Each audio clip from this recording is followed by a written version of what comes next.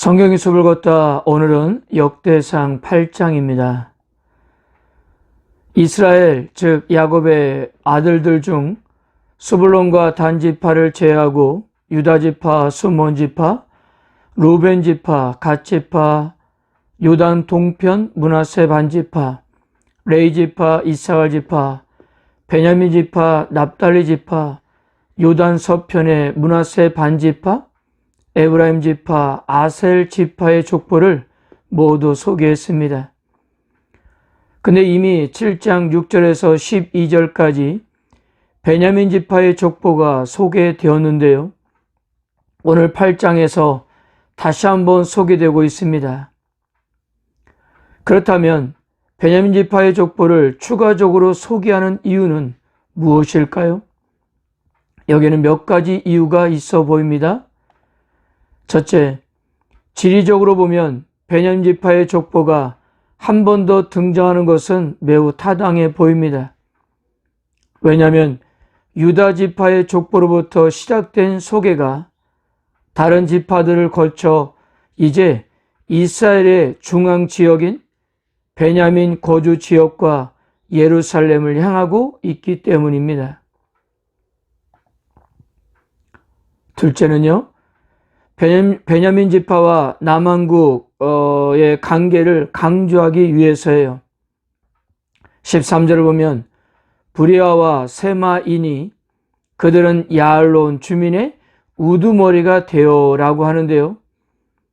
이 야알론은 유다 왕이었던 르호보암에 의해 견고하게 요새화가 된 성읍이었고요. 그리고 28절과 32절에 보면 예루살렘에 거주하는 베냐민 지파 사람들을 소개하고 있습니다.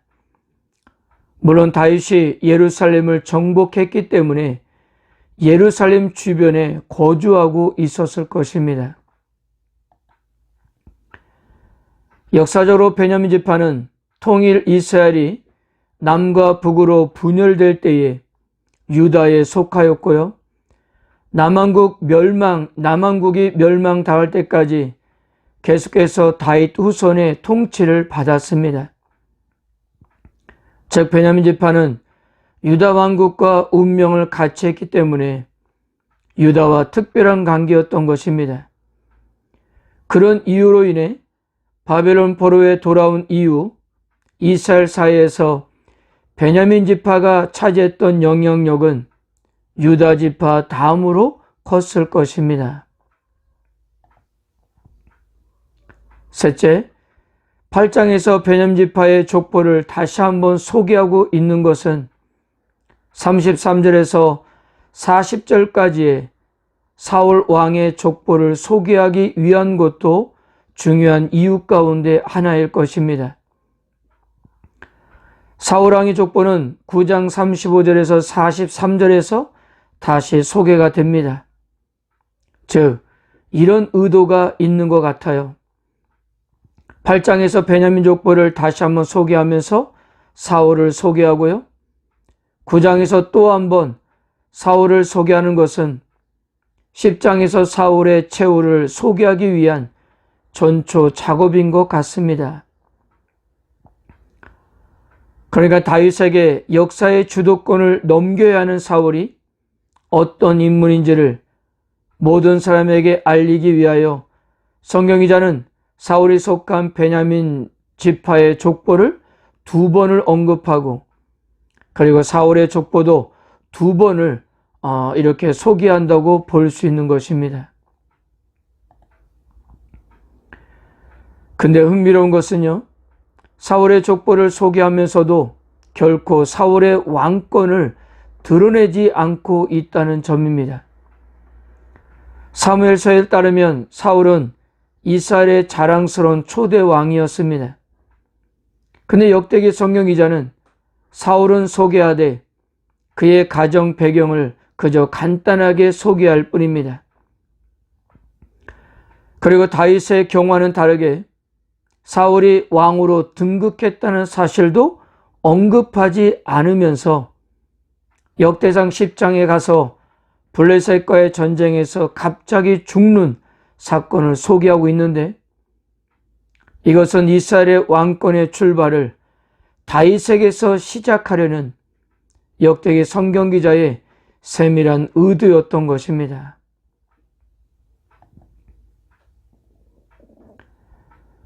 (6절에) 보면 에훗이라는 인물이 나오는데요, 대부분 사사기 3장에 등장하는 사사 에훗을 보고 있습니다.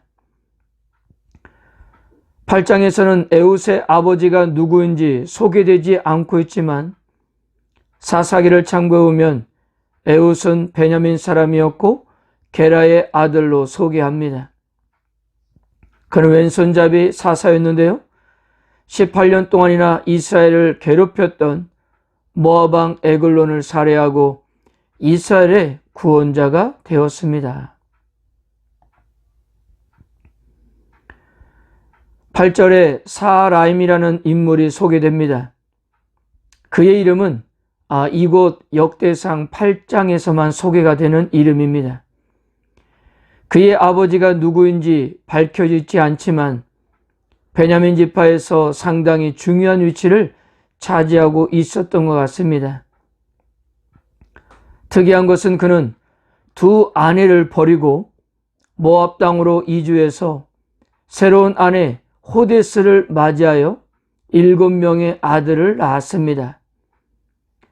이스라엘 사람들이 상황에 따라서 모압에 내려가서 사는 이야기는 룻기나 사무엘서를 통해서도 그 예를 찾아볼 수가 있습니다.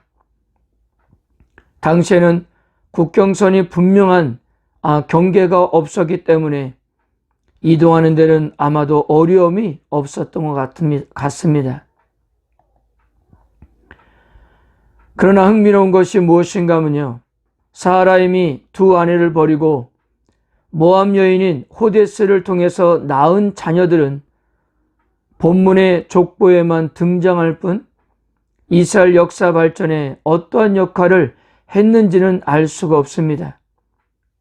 그러나 사라임에게 버림받았던 후심의 자손들은 이스라엘의 대적들을 물리치고 도시를 건설하는 등의 중요한 역할을 담당했던 것입니다. 후심의 자녀들은 베냐민 지파의 유명한 족장들이 되기도 했습니다. 11절과 13절도 보세요. 또 그의 아내 후심에게서 아이둡과 엘바알을 낳았으며 엘바알의 아들들은 에벨과 미삼과 세벳이니 그는 오노와 롯과 그 주변 마을을 세웠고 또 브리아와 세마이니 그들은 야알론의 주민의 우두머리가 되어 그들이 가드 주민을 쫓아냈더라. 무엇보다도 그들이 가드 주민을 쫓아냈더라는 말을 주목해보면 역대상 7장 21절에서 에브라임 자손들이 가드 원주민들의 짐승을 빼앗으려 하다가 도리어 죽는 일이 발생했지 않습니까? 그런데 베냐민 지파의 후심의 자손이 가드 원주민들을 쫓아냈던 것입니다. 에브라임 자손들이 당한 원한을 갚아준 것일 수도 있고요, 단순히 정해진 영역을 넘어서서 확장해 나갔다는 뜻일 수도 있습니다.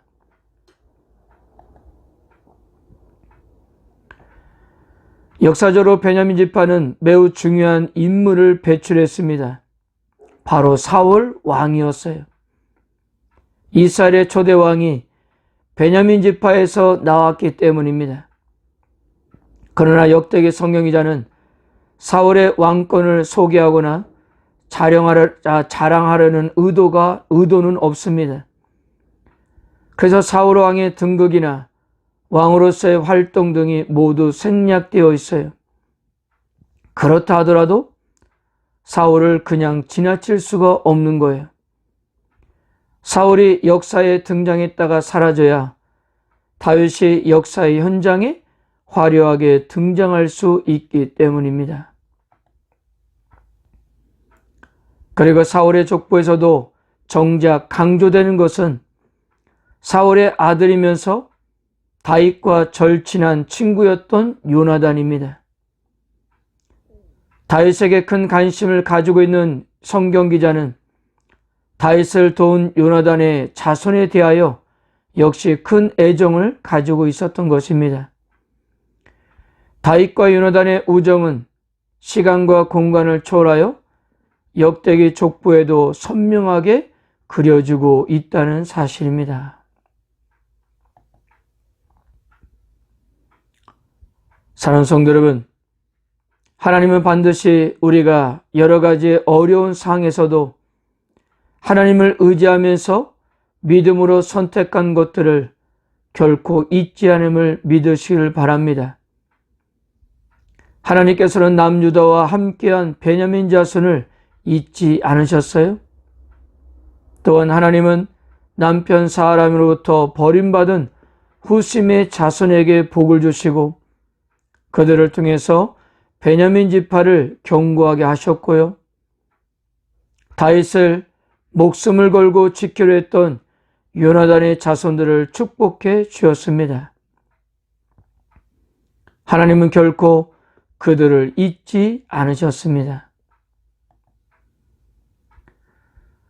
오늘도 눈에 보이는 것만을 신뢰하는 것이 아니라 하나님을 철저하게 의지하면서 하나님의 영광만을 위하면서 선택하는 여러분들 역시 하나님은 잊지 않으실 것입니다.